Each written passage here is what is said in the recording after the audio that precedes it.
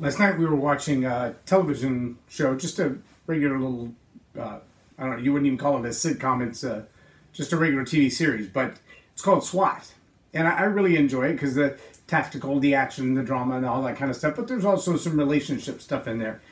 And as we're watching last night, one of the main characters, the lead cop, Hondo, has kind of adopted an old childhood friend's teenage son to keep him out of prison. Now, the kid's already had some felony and had some bad track record and already created some problems in his own life, but Hondo's really trying to help him have a chance to clean it up, to get a job, to be a responsible person, all this kind of stuff.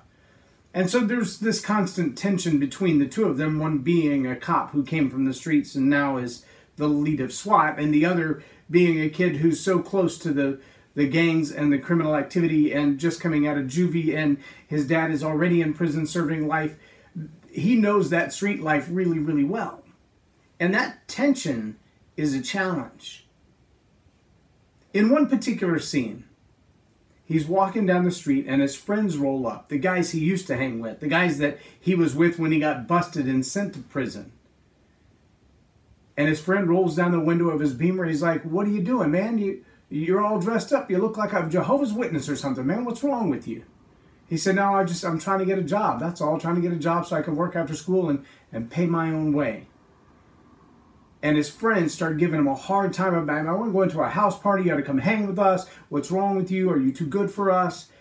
And then the girl in the back seat rolls down the window, and you can tell he's done. He's whipped. He didn't have a chance.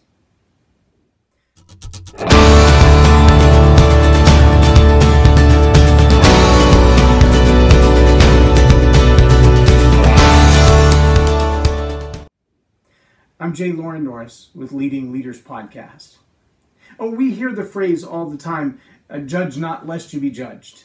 There's this standard somewhere that the only thing I don't want from anybody else is to tell me what I'm doing wrong. In fact, a little later in the show, this same kid who's been approached by his old circle of friends to come back into that circle tells his mentor Hondo, "Listen, I don't like anybody judging me. These guys, they have no judgment of me. As far as I'm concerned, I'm the same guy every day." And I'm afraid he's blinded by the reality of a double standard.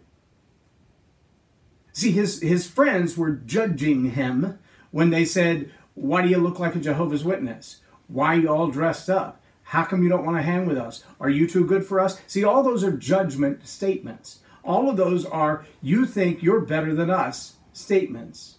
And they all come from the same place. You're not doing what I think you ought to be doing. Your behavior, your actions, your comments, your phraseology, your choice of clothes and places to hang out, they don't look like what I think they should look like. My son wears a shirt that he got at a conference we went to several years ago. It says, "Don't should on me." And what it really means is, don't lay your standards, your application of life over my life and expect to see the same thing. Now, I do believe firmly that leaders should have a strong set of standards. The bar should be high in a leader's life, and they should not be double standards. It should not be that one group of people, whether politicians, business owners, entrepreneurs, leaders, corporate executives, teachers, administrators, pastors, it shouldn't be that they have one set of standard and everybody else has another. It doesn't work like that. It should be that there's one objective, fair, balanced, equitable, achievable standard that we all strive for. Now, if you think that I'm just not a judgmental person, I'm not a Judgy McJudgerson, no, that's not me, then ask yourself, have you been around those kind of people? And maybe you are more than you think you are. Because the reality is, if you've ever tried to quit smoking, quit drinking, quit gambling, quit hanging out with circle of friends that you grew up with that just never matured, and they poked you and prodded you and made you feel like a yo-yo because you left that circle, then your circle of friends is probably pretty judgy.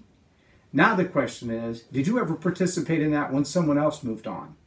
When someone stepped out of the circle and went, I'm done with this. I can't stay out all night getting drunk. I got to go to class. I want to get my degree. I want to finish school. I want a real job. If you've been Judgy McJudgerson, stop it. Set and achieve with the highest level of excellence a standard which is fair, balanced, equitable, and even across the board, so that everybody who's involved in it has the same standard. That's what good leaders do. I'm Loren Norris with Leading Leaders Podcast for Tell It Like It Is TV. Have a blessed day.